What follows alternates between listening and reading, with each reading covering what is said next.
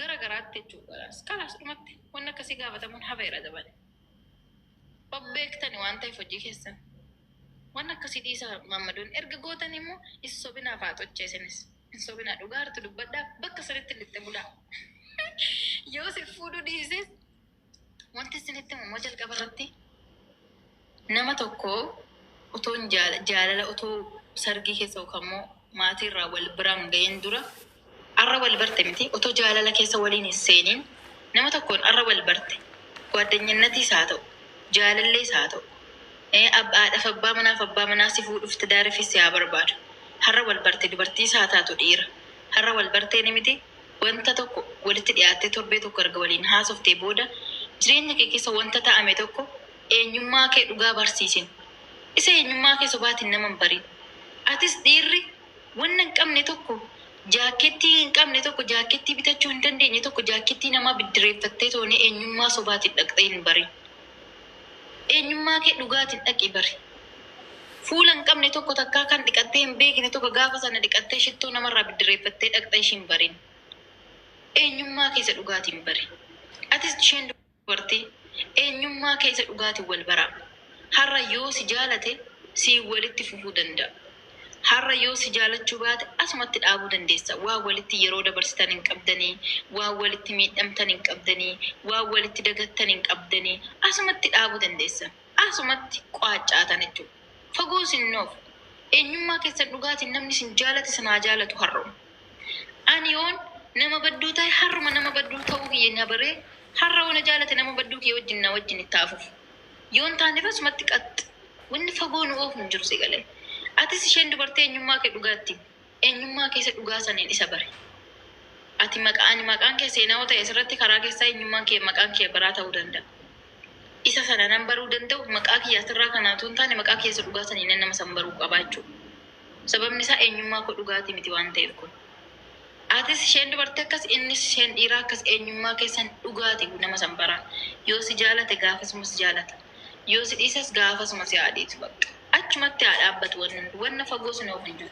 Si jaalatu damma wajjin, si jaalatu furrii wajjin, si jibbu damma wajjin akkasii, si jibbu damma wajjin, si jaalatu furrii wajjin akka jedhan sana jechuudha. Kanaaf yeroo keessanitti fayyadama. Shamarris dhiirris jalqaba dura wal baraa eenyummaa keessan dhugaa walitti agarsiisaa. Seenaa ishii kaleessaa yookaan immoo seenaa isaa kaleessatiin na ilaallatu, sin ilaallatu. Seenaan inni kaleessaa darbeera baay'ee. Ishiin kaleessatii miti har'a nama biraati. Garuu xiqqoo ishee eenyummaa keetirraa waan tokko ani mala akkasiin qaba, ani nama akkanaati, ani nama akkasii tetteetti mun laazim dirqama. Yoo isaa ta'e isa wajjin itti fufaa, yoo isaa ta'u baate qaccu. Dhageessanii miti maammadoochiin dhageessan shamarris dhageessan jechuudha. An dhaamsi nan isin dhaamu kan wanni isinitti himu isa dhumaa immoo dhiirri shamarri yeroo keessan hin gubanaa. Waggaa 5, waggaa 6, waggaa 11, waggaa 8, waggaa 2 yoo wal jaalatan har'a kana wal fuudhaa. Mindinna waggaa dadhabnee bargan nutu aniyyuu dadhabeera gaa'isa. Waggaa 6, waggaa 5. Nama gaffannan sana booda maal goota beektaa? Maal gootan beektaa? Fiiltee wannoo jireenya keessa jaalala san keessa dabartanii wal sassatuu keessa dabartanii wal yaaduu keessa dabartanii wal irraanfachuu keessa dabartanii ganaa wal irraa fagaachaa deemtan. Jaalalli sun hundi nafa jechuudha. Sissinni wal irraa fixaa deemtan gaafa turtan. Dhugaa Rabbi isa kaleessa lubbuu fiqir waliin jettan sana qas waggaa 2 waggaa 3 akka sanatti wal faarsaa deemtanii waggaa 4 hin dhaabbata sun. Fiqir minaamin sun hin dhaabbata. Waggaa 5 irratti immoo heeloo wanni jedhamu sun sa'aatii walii dawwaluu sun hin qaxxi ni dhaabbata.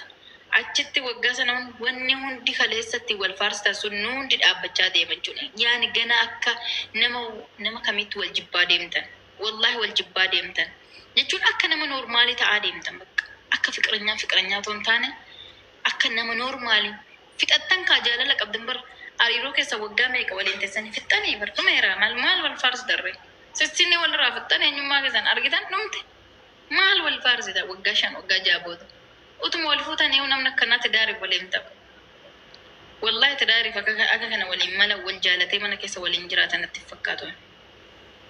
Dhugaa Rabbi baay'ee rakkisaadha yaane nama baay'ee waliin teessi tokko alayyuu waliin turteertaa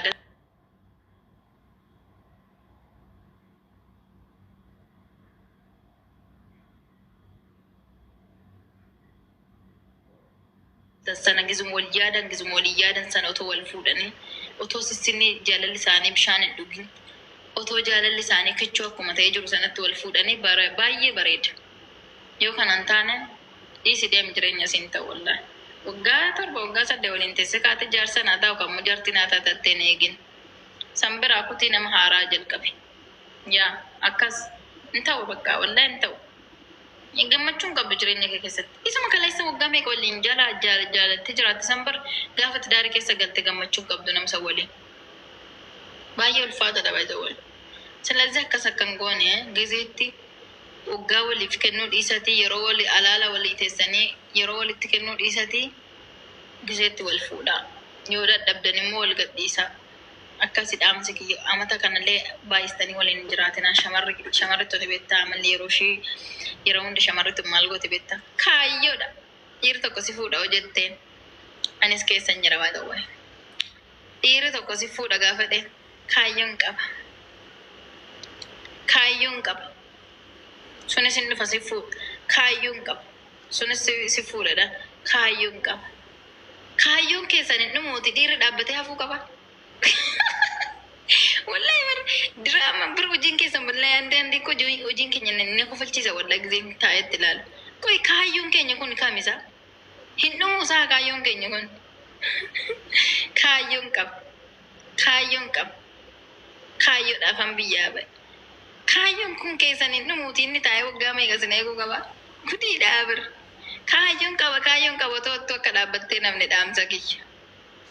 Dhugaa rabbi kaayyoon qabaan kuni mootaa guddaadha rakkate dhiiggee ijoollee anis keessan jira dheera bareettan jiraanet kaayyootu jennu nutis mana madaamii keessatti hafnaa isaanis kaayyoon keessan hin dhumudhanii nu dhiisanii nu biraa ta'e jechuudha. Kaayyoo shamarri dhiirta akka dhufee gaafate kaayyoon qaba jechuu kana dhaabaa shamaroochee anis keessan jira baay'ee kaayyoon qabaa kana dhiisaa.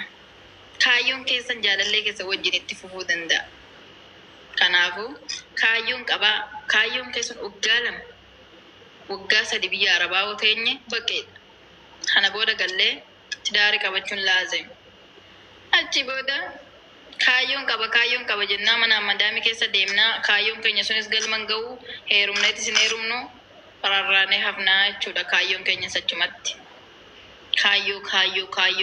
kaayyoo miriranna jedhu. Annaa kanaaf kaayyoo keessanillee gizeetti sirriitti fayyadamaa sinin jechuun barbaada wuddooche. Inni taan immoo amaloota shamaraa keessan isinitti mammadoonni lakkoofsa tokko barreessaa.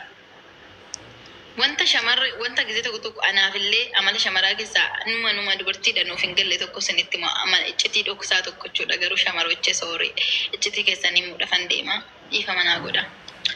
Lakkoofsa tokko barreessaa azala jiraachuu keessan barreessinitti hima.